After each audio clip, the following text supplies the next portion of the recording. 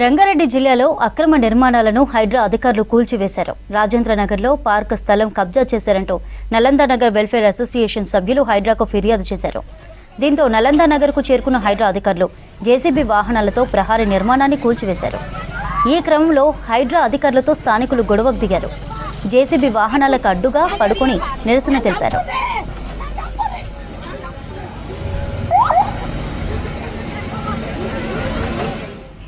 తమ పట్టా భూముల్లో తాము నిర్మాణం చేసుకున్నామని పట్టాదారులు వాదించారు.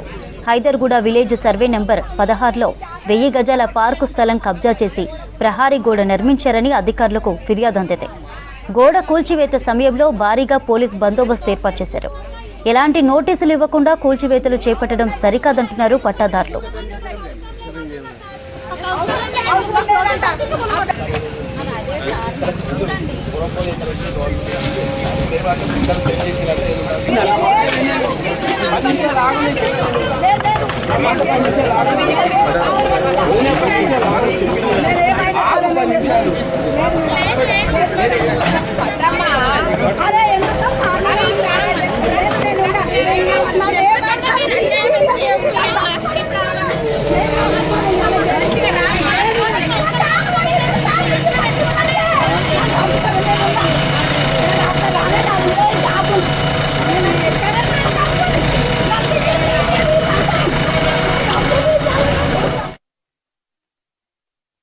మేము ఉల్లంగడ్డ పండించి టమాటాలు, చిక్కుడుగాయ, కొత్తిమీర, పుండికూర, పాలకూర పండించిన పొలం ఇవాళ ఎవరిది ఏంటంటే ఇవాళ పిల్లలు పెద్దగా అయినరు, ఎవరు చేస్తలేరు అని చెప్పి వ్యవసాయం బంద్ చేసి నీళ్లు కూడా బంద్ అయినాయి. మొన్న కానల వల్లే వ్యవసాయం అయ్యి ఇప్పుడు 6 ఏళ్ళు 7 ఏళ్ళు అవుతుంది ఆయన వ్యవసాయం బంద్ చేసి.